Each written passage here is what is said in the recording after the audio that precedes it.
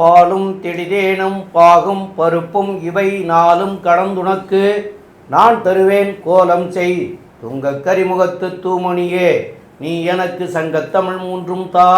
Sri Kuberan TV நேயர்கள் அனைவருக்கும் அநேக நமஸ்காரங்கள். சக்தி ஜோதிட குழுவின் சார்பாக மார்கழி மாத பலன்களை பற்றி பார்ப்பதற்காக வந்திருக்கின்றோம். குரோதி வருஷம் மார்கழி மாதம்.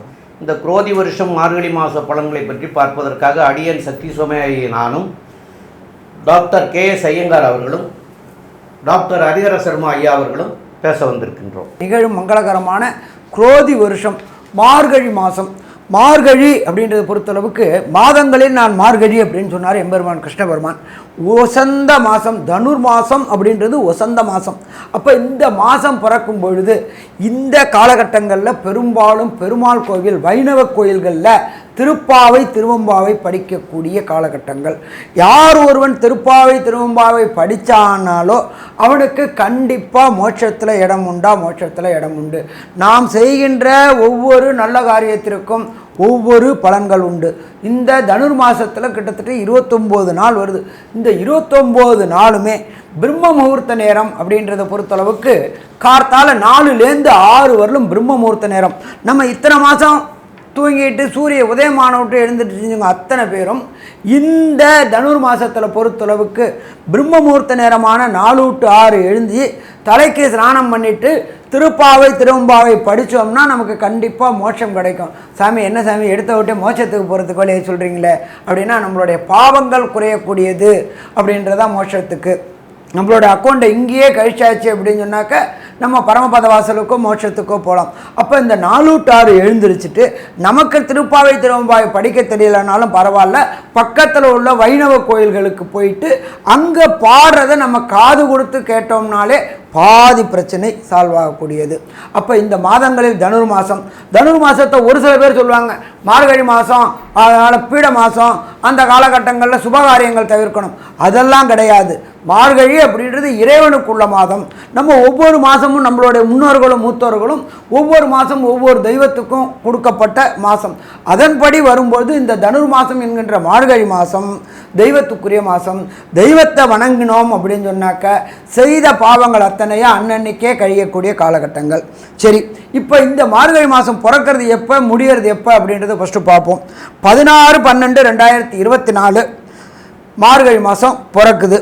மார்கழி மாதம் முடிகிறது அப்படின்றது 13/1/2025 மார்கழி மாதம் முடியுது. அப்போ சற்றேறக்குறைய 29 நாள் இந்த மார்கழி மாதம் இருக்குது. இந்த மார்கழி மாதத்தில் விசேஷமான நாட்கள், அதாவது மிக விசேஷமான நாட்கள் உண்டு, விசேஷமான நாட்கள் உண்டு. அதுபடி பார்க்கும்போது மாதம் பிறக்கிறது தனுர் மாத பூஜை. எப்பொழுதுமே கோயில்களில் பொறுத்தளவுக்கு இந்த தனுர் மாதம் பிறக்கும்பொழுது தனுர் மாத பூஜைகள் 27 நட்சத்திரக்காரங்களுக்கும் செய்யறதுக்கு சொல்லுவாங்க. அவங்க நட்சத்திரத்துக்கு நீங்கள் இருக்கிற இடத்துக்கு பக்கத்தில் உள்ள கோயிலில் உங்களுடைய ஜென்ம நட்சத்திரத்துக்கு தனுர் மாதத்தில் அந்த பூஜை செய்யுங்க. எப்பொழுதுமே இறைவன்கிட்ட சரணாகதி அடையும் போது அவர் நல்ல பாதையை காட்டுவார். அதுக்கு அடுத்தது பார்த்தோம்னா 17/12/2024 வாழ்ந்த கண்ணுக்கு நேர வாழ்ந்த ரமண பகவானுடைய ஜெயந்தி. அவர் அவதரித்த நாள் எத்தனாவது அவதரித்த நாள் அப்படின்னு பார்க்க 145வது ஜெயந்தி விழா. அதுக்கு அடுத்தது பார்த்தோம்னாக்க 18/12/2024 சங்கடகர சதுர்த்தி. சங்கடகர சதுர்த்தி அப்படின்னாக்க நம்மளுடைய சங்கடங்கள் அத்தனையும் விலகக்கூடிய நாட்கள். நமக்கு ஒரு குடும்பத்தில் அடிக்கடி சங்கடங்கள் வந்துட்டுருக்கு அப்படின்னாக்க நாம் வணங்க வேண்டியது எம்பெருமான் விநாயக பெருமானை. அதுவும் வணங்க வேண்டியது சங்கடகர சதுர்த்தி. சங்கடகர சதுர்த்தி அன்னைக்கு எம்பெருமான் விநாயக பெருமானுக்கு பால், பன்னீர், இளநீர் இந்த அபிஷேகங்களுக்கு திரவியங்களை வாங்கி கொடுத்து அபிஷேகங்களை கண்டுட்டு அந்த திரவியங்களை வாங்கி குடிச்சிட்டு வந்தோம் அப்படின்னாக்க நமக்கும் சரி நம் குடும்பத்துக்கும் வரக்கூடிய சங்கடங்கள் அத்தனையும் விலகக்கூடியது சங்கடகர சதுர்த்தி. அதுக்கு அடுத்தது 27/12/2024 காஞ்சி ஸ்ரீ மகாபெரியவர் சந்திரசேகர சரஸ்வதி சுவாமிகளுடைய ஆராதனை நாள் அப்படின்றது ரொம்ப விசேஷமான நாள். அதுக்கு அடுத்தது பார்த்தோம் அப்படின்னாக்க 30/12/2020 தன்னுடைய பலம் என்ன அப்படின்றது தெரியாமல் இருந்த ஒரு ஆஞ்சநேயருக்கு அனுமந்த ஜெயந்தி. அனுமந்த ஜெயந்தி அப்படின்றது ஆஞ்சநேயர் அவதரித்த நாள் அப்படின்றது அனுமந்த ஜெயந்தி. அதுக்கு அடுத்தது பார்த்தோம் அப்படின்னாக்க 2/1/2025 ஸ்ரவண விரதம். ஸ்ரவணம் அப்படின்னாக்க திருவோண நட்சத்திரத்துக்கு பேர் ஸ்ரவணம்னு சொல்லுவோம். ஸ்ரவண விரதம் இருக்கக்கூடிய நாள். அதுக்கு அடுத்தது பார்த்தோம்னாக்க 10/1/2025 வைகுண்ட ஏகாதசி, பரமபாத வாசல் என்கின்ற சொர்க்க வாசல் திறக்கக்கூடிய நாள். வருஷத்துக்கு ஒரு ட்ரிப்பு இந்த மார்கழி மாதத்தில் வரக்கூடியது வைகுண்ட ஏகாதசி. அன்னைக்கு காலையில் பொறுத்தளவுக்கு 4 மணிக்கு எழுந்திரிச்சா சொர்க்க வாசல் திறந்து அந்த சொர்க்க வாசலை கண்டுட்டு எம்பெருமானை கண்டு தொழுதுட்டு வந்தோம்னாக்க அந்த ஆண்டு ஆனந்தமான ஆண்டாக இருக்குமா, ஆனந்தமான ஆண்டாக இருக்கும். அதுக்கு அடுத்தது பார்த்தோம் அப்படின்னாக்க 12/1/2025 ஸ்ரீ நடராஜருக்கு அபிஷேகம்.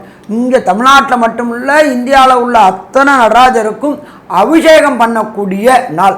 பெரும்பாலும் பார்த்தோம் அப்படின்னாக்க ஈஸ்வரனுக்கு பெரும்பாலும் அவ்வளோ தூரம்லாம் அபிஷேகம் பண்ண மாட்டாங்க. ஒரு சில காலகட்டங்களில் அபிஷேகம் பண்ணுவாங்க. எம்பெருமான் நடராஜர் விக்கிரகத்துக்கு அபிஷேகம் பண்ணக்கூடிய நாள். அதுக்கு அடுத்தது பார்த்தோம்னாக்க 13/1/2025 ஆருத்ரா தரிசனம். ஆருத்ரா அப்படின்னாக்க பஞ்சக்ஷேத்திரம் இருக்குது. அந்த பஞ்சக்ஷேத்திரத்தில் உள்ள ஈஸ்வரனுக்கு ஆருத்ரா தரிசனம் பண்ணுவாங்க. இந்த ஆருத்ரா தரிசனம் அப்படின்ற பொறுத்தளவுக்கு நம்மளுடைய தென் கைலாயம் என்கிற சொல்கின்ற சிதம்பரத்தில் ரொம்ப விசேஷமானது. அந்த திரையை விலக்கி எம்பெருமான ஈஸ்வரனை காக்கட்டக்கூடிய நாள். அப்போ ஈஸ்வரனை பார்த்தாச்சு அப்படின்னாலே அண்டம் பிண்டம் எல்லாத்தையும் பார்க்கக்கூடியவர். அவர் தன்னோட ஒரு காலங்கால அண்டத்தையும் பிண்டத்தையும் அளந்தக்கூடியவர். உலகத்தையே இயக்கக்கூடியவர் எம்பெருமான் ஈசன். அந்த ஈசனுடைய நாள். ஒவ்வொருத்தருக்கும் ஒவ்வொரு நட்சத்திரத்தில் பிறந்தாலும் எம்பெருமான் ஈசனை பொறுத்தளவுக்கு பிறப்பு இறப்பு அற்ற நிலை உள்ளவர். அவருடைய ஆருத்ரா தரிசனம் நாள் அப்படின்றது ரொம்ப ரொம்ப விசேஷம். சாமி, இதை தவிர வேறு ஏதாவது விசேஷம் உண்டா? கண்டிப்பாக உண்டு. ஆங்கில புத்தாண்டான 1/1/2025 அதுதான் ஆங்கில புத்தாண்டு பிறக்குது. இதை தவிர நம்மளை பொறுத்தளவுக்கு இந்த மார்கழி பிறக்கும் போதே போகி பண்டிகை அப்படின்னு சொல்கிறோம். போகி பண்டிகை அப்படின்னா என்னன்னாக்க பழையன கழிதலும் புதியன புகுதலும் தான் போகி பண்டிகை. இந்த ஒரு வருஷத்தில் ஒரு போகி பண்டிகை வரும்பொழுது அந்த போகி பண்டிகை அன்னைக்கு பழைய அத்தனையும் வேண்டாத பொருள் அத்தனையும் எரிக்கக்கூடிய நாள். அப்போ எரிக்கக்கூடிய நாளில் நம்மளுடைய செய்த பாவங்களையும் எரிக்கக்கூடிய நாள். அதுக்கப்புறம் பார்த்தோம்னா பொங்கல் வருது, வரிசையாக வருது, அது தை மாதத்தில் வருது. அப்போ 1/1/2025 இந்த மார்கழி மாதத்திலேயே புது ஆண்டும் பிறக்குது. சரி, இந்த காலகட்டங்களில் என்னென்ன கிரகங்கள் என்னென்ன நிலையில் இருக்குதுன்றதை பார்ப்போமா? ரிஷபராசியில் எம்பெருமான் குரு பகவான் வக்ரகதியில் இருக்கார். அதுக்கு அடுத்தது பார்த்தோம்னா கர்க்கடகத்தில் செவ்வாய் பகவான் நீச்ச நிலையில் இருக்கார். காலபுருஷ தத்துவத்தின்படி 6ஆம் இடமான கன்னியா ராசியில் கேது பகவான் இருக்கார். அதே போல் காலபுருஷ தத்துவத்தின்படி 8ஆம் இடத்துல புத பகவான் இருக்கார். அதுக்கு அடுத்தது பார்த்தோம்னா மார்கழி மாதம் பிறக்குது அப்படின்னா தனுர் மாதம். தனுர் மாதத்திலேயே சூரிய பகவான் இருக்கார். அதுக்கு அடுத்தது மகரத்தில் சுக்கிர பகவானும் கும்பத்தில் சனி பகவான் வக்ர நிவர்த்தி அடைஞ்சிருக்கார். காலபுருஷ தத்துவத்தின்படி 12ஆம் இடமான மீனத்தில் ராகு பகவான் கோதண்ட ராகுவாக இருக்கக்கூடிய இந்த காலகட்டங்களில் இந்த மார்கழி மாதம் பிறக்குது. அப்போ இந்த மார்கழி மாதத்தில் ஒவ்வொரு ராசிக்கும் என்னென்ன நற்பலன்கள் என்னென்ன கெடுபலன்கள்ன்றதை பார்ப்போமா? துலாம், சித்திரை, சுவாதி, விசாகம் இந்த 3 நட்சத்திரம் 9 பாதங்களை கொண்ட ராசி. ராசியின் அதிபதினு சொல்லக்கூடியவர் சுக்கிரன். ராசிக்கு 4ஆம் இடத்துல இருக்கிறது பெரிய விசேஷம். ராசிக்கு 4ஆம் இடத்துல இருந்து திக்பலம் பெறுறதன் மூலியமாக ஆட்சி பலம் பெறுறதற்கு சமமானது. இதன் மூலியமாக பார்த்தாலேயானால் ராசிநாதன் ஆட்சி பலம் பெற்றிருக்கிறதுனால எதுவாக இருந்தாலும் உங்களுக்கு கிடைக்கக்கூடிய காலகட்டமாக அமையப்போகுது. உடல் நலத்தில் நல்ல ஏற்றம் இருக்கக்கூடிய காலகட்டம். ஏன்னா குருவின் பார்வையில் சுக்கிரன் இருக்கிறது உடல் நலத்தில் நல்ல ஒரு ஏற்றம் இருக்கக்கூடிய காலகட்டம். உங்களுடைய பேச்சில் நல்ல ஒரு நளினம் இருக்கும். 2ஆம் அதிபதினு சொல்லக்கூடியவரும் சப்தமாதிபதியும் 10ஆம் இடத்துல நீச்சமாய் வக்ரகதி அடைகிறது பெரிய விசேஷம். பார்ட்னர்ஷிப் தொழிலில் பெரிய ஏற்றம் இருக்கும். படிக்கக்கூடிய மாணவியர்களுக்கு பெரிய ஏற்றம் கிடைக்கக்கூடிய காலகட்டமாக அமைய போகிறது. முயற்சிகள் எல்லாமே வெற்றி பெறும். 11ஆம் அதிபதியான சூரியன் 3ஆம் இடத்துல போய் இருக்கிறது பெரிய மாற்றத்தை ஏற்படுத்தக்கூடிய காலகட்டம். உங்களுடைய முயற்சிகள் எல்லாமே வெற்றி பெறும். லாபத்தில் போய் முடியக்கூடிய காலகட்டம். மூத்த சகோதரர்களோடு சிறு சிறு பிரச்சனைகள் இருந்தாலும் அவர்கள் மூலியமாக ஆதாயம் பெறக்கூடிய வாய்ப்புகள் நிச்சயமாக உண்டு. பொதுவாகவே மாத கிரகம்னு சொல்லக்கூடிய சூரியன், செவ்வாய், புதன் மற்றும் சுக்கிரன் இந்த 4 கிரகங்களுடைய மாற்றங்களை வச்சு தான் மாத பலன்களை சொல்லுவோம். இந்த மாதத்தில் பார்த்தாலேயானால் உங்களுடைய ராசிக்கு முதல் பாதி, அதாவது மாதத்தின் முதல் பாதியான மார்கழி 15-17 தேதி வரலும் பார்த்தேன்னா சுக்கிரன் உங்களுடைய ராசிக்கு 4ஆம் இடத்துல இருந்து திக்பலம் அடைகிறது பெரிய விசேஷம். நினைத்த காரியங்கள் எல்லாமே வெற்றி பெறக்கூடிய வாய்ப்பு உண்டு. அது தவிர கலைத்துறையில் இருக்கிறவர்களுக்கெல்லாம் பெரிய ஏற்றம். அதன் மூலியமாக பார்த்தாலேயானால் கலைத்துறையில் இருக்கிறவங்க, சின்ன திரை, பெரிய திரை, ஆர்ட் டைரக்டர்ஸு, பால் வியாபாரம் பண்ணுறவங்க, பால் பதனிடும் வியாபாரம் பண்ணுறவங்க, வெள்ளை துணி வியாபாரம் பண்ணுறவங்க, கார்மெண்ட் இண்டஸ்ட்ரியில் இருக்கிறவங்க, அது தவிர டாக்டர்ஸ், அதுவும் சூப்பர் ஸ்பெஷாலிட்டி இருக்கக்கூடிய மருத்துவர்கள், இந்த அறுவை சிகிச்சை நிபுணர்கள், இவங்களுக்கெல்லாம் பெரிய ஏற்றம் கிடைக்கக்கூடிய காலகட்டமாக அமைப்போகுது. இந்த மாதத்தில் பார்த்தாலேயானால் உங்களுடைய ராசிக்கு 2ஆம் இடத்தில் இருக்கக்கூடிய புத பகவான் ஒரு 15-17 தேதி வரலும் இருக்கார். அதாவது 1ஆம் தேதி 1/1/2025 வரலும் அங்கே இருக்கார். அதற்கு பிறகு 3ஆம் இடத்துல இருக்கார். 12ஆம் அதிபதி 3ஆம் இடத்துல இருக்கிறதுனால எல்லா விதமான முயற்சிகள் எல்லாமே வெற்றியடையக்கூடிய வாய்ப்புகள் உண்டு. இந்த மாதத்தில் பார்த்தாலேயானால் 2வது பாதி அப்படின்னு சொல்லக்கூடிய மார்கழி 15 தேதிக்கு மேலே சுக்கிரனும் புதனும் மாறக்கூடிய வேளையில் சனியோடு சேர்ந்திருக்கக்கூடிய சுக்கிரனும் புதனோடு சேர்ந்திருக்கக்கூடிய சூரியனும் என்னென்ன மாற்றங்களையும் ஏற்றங்களையும் இந்த துளாராசிக்காரர்களுக்கு கொடுப்பார்கள் அப்படின்றத பார்க்கலாம். ஐயா, நல்லா அற்புதமாக சொன்னீங்க. 3ஆம் இடமான கம்யூனிகேஷன் பாவத்தில் சூரிய பகவானும் புத பகவானும் சேர்ந்துருக்கிறாங்க. இதுக்கு பேர் புத ஆதித்ய யோகம். ஆதித்யன்னா சூரியன், புத ஆதித்ய யோகம். அப்போ இவங்க செய்யக்கூடிய அத்தனை முயற்சிகளும் ஜெயமாகக்கூடிய வாய்ப்புகள் உண்டு. அரசு தொடர்புடைய வேலைக்காக நானும் படித்தேன் சாமி, படித்து முடிச்சுட்டு அரசு வேலைக்காக முயற்சி பண்ணிகிட்டு இருக்கிறேன், அரசு முயற்சி கிடைக்குமா, அரசு வேலை கிடைக்குமா அப்படின்னு நினச்சிக்கிட்டு இருக்கக்கூடிய துளாராசி என்பவர்களுக்கு கண்டிப்பாக அரசு வேலை கிடைக்கக்கூடிய வாய்ப்புகள் உண்டு. அதுவும் பார்த்தா உயர் பதவிகள் கிடைக்கக்கூடிய வாய்ப்புகள் உண்டு. முன்பாதியில் புத பகவானை குரு பகவான் பார்க்குறாரு, அப்போ கண்டிப்பாக கிடைக்கக்கூடிய வாய்ப்புகள் உண்டு. இதை தவிர பார்த்தோம் அப்படின்னாக்க 4ஆம் இடத்துல சுக்கிர பகவான் இருக்கார். உங்களோட ராசிநாதனான 4ஆம் இடத்துல சுக்கிர பகவான் இருக்கிறாரு. யாரோட வீட்டில் இருக்கார் அப்படின்னா சனி பகவானோட வீட்டில் இருக்கார். சனி பகவானுக்கு சுக்கிரன் யோகர். இந்த துளாராசி என்பர்கள் கடந்த காலகட்டங்களில் ஒன்று கொடுத்தனத்திலிருந்து கஷ்டப்பட்டுக்கிட்டே இருந்தாங்க. இப்போ இவங்களுக்கு பொறுத்தளவுக்கு ஒரு நல்வாய்ப்பாக வீடு அமையக்கூடிய வாய்ப்புகள் உண்டு, இடம் வாங்கக்கூடிய வாய்ப்புகள் உண்டு. நம்ம எப்போதுமே ஜோதிட சாஸ்திரத்தில் சொல்லுவோம், தை பிறந்தால் வழி பிறக்கும். அதற்கு உண்டான ஏற்பாடுகள் அத்தனையுமே மார்கழியில் தொடங்கி தை பிறக்கும் பொழுது நல்ல வீட்டில் கொடுத்தனம் போகக்கூடிய வாய்ப்புகள் உண்டாகுமா, வாய்ப்புகள் உண்டாகும். இதை தவிர அங்கே 15 நாள் தான் சுக்கிரன் இருக்கார். எதுவரில் இருக்கார்? 30/12/2024. அதுக்கப்புறம் பார்த்தா 13 நாளும் பொறுத்தளவுக்கு 5ஆம் இடத்துக்கு போகிறார். 5ஆம் இடம் அப்படின்றது நம்மளுடைய ஜோதிட சாஸ்திரத்தில் சொல்லப்பட்டிருக்கிறது பூர்வ புண்ணிய புத்திரஸ்தானம். யார் ஒருத்தருக்கு பூர்வ புண்ணிய புத்திரஸ்தானம் வலுக்குதோ அவங்க கண்டிப்பாக நல்ல நிலையில் அடைவாங்க. இதை தவிர பார்த்தோம் அப்படின்னா துளாராசிக்கு சனி யோகர். 4ல் இருக்கிற சுக்கிரன் 5க்கு போகிறாரு. 4ம் 5க்கு உடைய சனி பகவானும் அதில் இருக்கார். அப்போ இதனால் இவங்களுக்கு இந்த வண்டி வாகனங்கள், புதிய வண்டி வாகனங்கள் ஒன்றும் இல்லை, சைக்கிள் வச்சுருக்கிறவங்க 2 வீலர் வாங்கக்கூடிய வாய்ப்புகள் உண்டு. 2 வீலர் வச்சுக்கக்கூடிய கார் வாங்கக்கூடிய வாய்ப்புகள் உண்டு. கார் வச்சுக்கிறது லேவிஷான கார், ஷேடன் கார் வாங்கக்கூடிய வாய்ப்புகள் உண்டு. மார்கழி மாதத்தில் இந்த காலகட்டங்கள் மிக மிக யோகமான காலகட்டங்கள். அது தவிர 6ஆம் இடத்தில் ராகு. கெட்டவர் கெட்டிடும் கிட்டிடுமாம் ராஜயோகம்.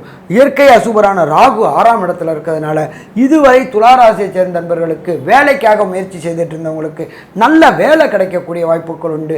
வேலை கிடைச்சி அதை கான்ட்ராக்டில் செஞ்சுட்டு இருந்தவங்களுக்கு பர்மனெண்ட் வாய்ப்புகள் உண்டு. பதவி உயர்வு, பண வரவு ரெண்டுமே உண்டு.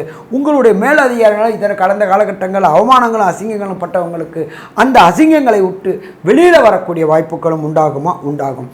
இதை தவிர பார்த்தோம் அப்படின்னு சொன்னாக்க 10ஆம் இடமான ஜீவனஸ்தான செவ்வாய் பகவானானவர் 2க்கும் 7க்கும் உடையவர் வக்கரம் பெற்று நீச்சம் அடைஞ்சிருக்காரு.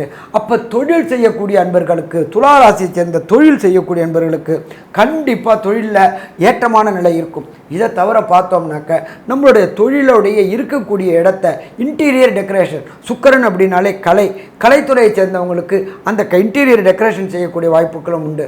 சின்னத்திரை பெரிய திரை கலைஞர்களுக்கு நீண்ட நாட்களாக வாய்ப்பு கிடைக்காம இருந்துகிட்டு இருந்த சின்னத்திரை பெரிய திரை கலைஞர் சுக்கிர பகவானால் கண்டிப்பாக இந்த காலகட்டங்களில் ஏற்றமாக இருக்குமா, ஏற்றமாக இருக்கும். ஆனால் ஒன்று சுக்கிரன் அப்படின்னு பொறுத்தளவுக்கு சுகர் தொடர்புடையவர். அதனால் சுகர் வரக்கூடிய வாய்ப்புகள் உண்டு. அந்த சுகரை குறைக்கணும் அப்படின்னு சொன்னாக்க வாயக்கட்டணும் என்ன சாமி, அதை போட்டு கோணிசி தைக்கிறதும் கிடையாது. அளவான ஆகாரம் மற்றும் வாக்கிங் செஞ்சுட்டு இருந்தோம் அப்படின்னாக்க இந்த சுகருக்கு வராமல் இருக்கிறதுக்கான வாய்ப்புகளும் உண்டு. ஸோ மொத்தத்தில் பார்த்தோம் அப்படின்னாக்க துளாராசி என்பவர்களுக்கு இந்த மார்கழி மாதம் ஆனந்தமான மாதம்னு சொல்லலாமா, ஆனந்த மாதம், அற்புதமான மாதம் சொல்லலாமா, அற்புத மாதம் சொல்லலாம். ஆனாலும் இந்த 29 நாளில் ஒரு சில நாட்கள் தவிர்க்கக்கூடிய நாட்கள், அந்த ஒரு சில நாள் தவிர்க்கக்கூடிய நாட்கள் அப்படின்றது சந்திராசிரம தினம். சந்திராசிரம தினம் அப்படின்னாக்க உங்களுடைய ஜனன சந்திரனுக்கு கோச்சாரத்தில் உள்ள சந்திரன் 8ஆம் இடத்துல வர்றது சந்திராசிரம தினம்.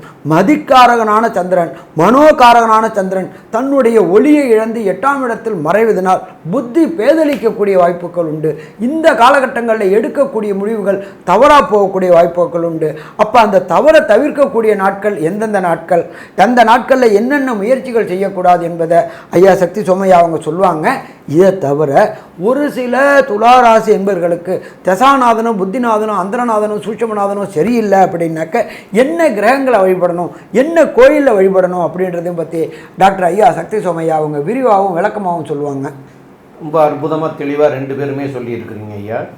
இப்போ இந்த சந்திராசிரம தினங்கள் அப்படின்னு சொல்கிறது என்னன்னு கேட்டிங்கன்னா, உங்களுடைய ராசிக்கு 8ஆம் இடத்துல சந்திரன் சஞ்சரிக்கக்கூடிய காலத்தை சந்திராஷ்டம தினம் அப்படின்னு சொல்லுவோம். இந்த 8ஆம் இடத்துக்கு சந்திரன் போகிற போது உங்களுடைய மன தடுமாற்றங்களை ஏற்படுத்துவார். அதாவது நிதானம் இருக்காது. அப்போ நிதானம் இல்லாமல் நீங்கள் எடுக்கக்கூடிய முடிவுகள் தவறாக போயிடும். அந்த தவறாக போகாமல் இருக்கிறதுக்கு அந்த நாட்களில் தவிர்த்திங்கன்னா உங்களுக்கு தவறாகாது. அதனால் அந்த நாட்களை தவிர்க்கிறது மிக மிக நல்லது. அப்போ அந்த நாட்கள் என்னைக்கு வருது அப்படின்னு பார்க்குற போது இந்த தனுர் மாதத்தில் உங்களுக்கு வரக்கூடிய நாட்கள் அப்படின்னு சொல்லக்கூடியது 9/1/2025 இரவு 8:10 ஆரம்பமாகுது. அன்னைக்கு வியாழக்கிழமை. 10/1/2021 வெள்ளிக்கிழமை. 11/1/2025 சனிக்கிழமை இரவு 11:25 வரைக்கும் இருக்குது. ஆக இந்த 2.25 நாட்கள் சந்திராஷ்டம தினம். இந்த சந்திராஷ்டம தினங்களில் விளக்க வேண்டியது என்னன்னு கேட்டிங்கன்னா, யாருக்கும் ஜாமீன் கையெழுத்து போடக்கூடாது. அதே போல் பொறுப்புகள் ஏற்றுக்கிறக்கூடாது. அதுபோல் பிரயாணங்களுக்கு கண்டிப்பாக செய்யக்கூடாது. பிரயாணங்களை தவிர்க்கிறது மிக மிக நல்லது. அதுபோல் புதிய முயற்சிகள் எதுவும் செய்ய வேண்டாம். அதே போல் வம்பு வழக்குகள் இருந்ததுன்னா இந்த நாட்களில் அந்த வம்பு வழக்குகளுக்காக கோர்ட்டு கேஸுகளுக்கு போக வேண்டாம். அதை மாற்றி தேதியை அமைச்சிக்கிறது நல்லது. ஏன்னு கேட்டால் இதனால் உங்களுக்கு பின் விளைவுகள் வரக்கூடிய நாட்கள். இந்த பின் விளைவுகள் பின்னாடி கஷ்டப்படுறத விட அதை முன்னாடியே தவிர்த்துட்டோம்னா அது பின்னாடி நமக்கு தொல்லை கொடுக்காது. அப்போ அதனால் இந்த நாட்களை மிக மிக தவிர்க்கிறது நல்லது. மேலும் உங்களுடைய ஜாதக பிரகாரம் உங்களுக்கு என்ன திசை நடக்கிறது, என்ன புத்தி நடக்கிறது, என்ன அந்தரம் நடக்கிறது, என்ன சூட்சமும் நடக்கிறது, இதெல்லாம் உங்களுடைய கோச்சார ரீதியில் உள்ளதை நாங்கள் சொன்னோம். உங்களுடைய ஜாதக பலன் தான் சரியாக இருக்கும். அப்போ இந்த ஜாதக பலன் பிரகாரம் உங்களுக்கு நல்லதாக நடந்துட்டு இருந்ததுன்னா எந்த ஒரு பிரச்சனையும் இருக்காது. நல்ல திசை, புத்தி, அந்தரம், இதெல்லாம் சூட்சமும் இதெல்லாம் நல்லபடியாக நடந்தால் எந்த விதமான கெடுபலன்களும் வரப்போகிறதில்லை. அதுகள் கெடுபலனாக இருக்கக்கூடிய கிரகங்களுடைய தசா புத்திகள் நடந்ததுன்னா என்ன கிரகமோ அந்த கிரகத்திற்குண்டான கிழமை அன்னைக்கு அந்த கிரகத்திற்கு உண்டான நவகிரகத்தில் இருக்கிற தெய்வத்துக்கு போய் வழிபாடு செய்யுங்க. கண்டிப்பாக அதனால் உங்களுக்கு நல்வழி கிடைக்கக்கூடிய வாய்ப்புகள் மிக மிக அதிகமாக இருக்கும். அது உங்களுக்கு தெரியாட்டால் உங்களுடைய அருகாமையில் இருக்கிற ஜோசியரை போய் கேட்டு தெரிஞ்சுக்கணும். அதுக்குண்டான கிரகத்துக்கு வழிபாடு செய்கிறது சால சிறந்ததாக இருக்கும். இது தனுர் மாதம் அப்படின்னு சொல்கிறாங்க, அதாவது மார்கழி மாதம். அப்போ மார்கழி மாதம் ஆண்டாளுக்கு உகந்தது, சிவனுக்கு உகந்தது, இதெல்லாம் தெரியும். எல்லா கோயில்கள்லேயும் இந்த மார்கழி மாதம் காலையில் 4 to 6 மார்கழி மாத பூஜைகள் நடைபெறும். அதில் உங்களுடைய நட்சத்திரம் என்ன நட்சத்திரமோ அந்த நட்சத்திரத்தன்னைக்கு அபிஷேகத்துக்கு கொடுத்து வழிபடுறது சால சிறந்ததாக இருக்கும். இந்த மார்கழி மாதம் 29 நாளுமே காலையில் 4 மணியிலிருந்து 6 மணிக்கு போய் தெய்வத்தை வழிபடுறதும் சால சிறந்ததாக இருக்கும். மேலும் உள்ள விவரங்களை பற்றி நம்முடைய டாக்டர் KS ஐயங்கார் அவங்க சொல்லுவாங்க. ஐயா, துலா ராசியை பொறுத்தவரையிலும் ராசிநாதன் 4ஆம் இடத்தில் திக்பலம் பெறுறது பெரிய விசேஷம். நினைத்த காரியம் நினைத்த இடத்தில் நினைத்த நேரத்தில் நடக்கக்கூடிய வாய்ப்பு, படிக்கக்கூடிய மாணவர்கள் வெற்றி வாய்ப்பு வரக்கூடிய வாய்ப்பு, புதிய வீடு மனை வாங்கக்கூடிய வாய்ப்பு, தாயின் உடல்நிலையில் நல்ல ஒரு ஏற்றம் இருக்கக்கூடிய வாய்ப்பு, படிக்கக்கூடிய மாணவர்கள் நல்ல ஒரு ஏற்றத்தை கிடைக்கக்கூடிய காலகட்டம். 6ஆம் இடத்தில் இருக்கக்கூடிய ராகு போட்டிகளில் வெற்றியை கொடுக்கக்கூடிய வாய்ப்பு.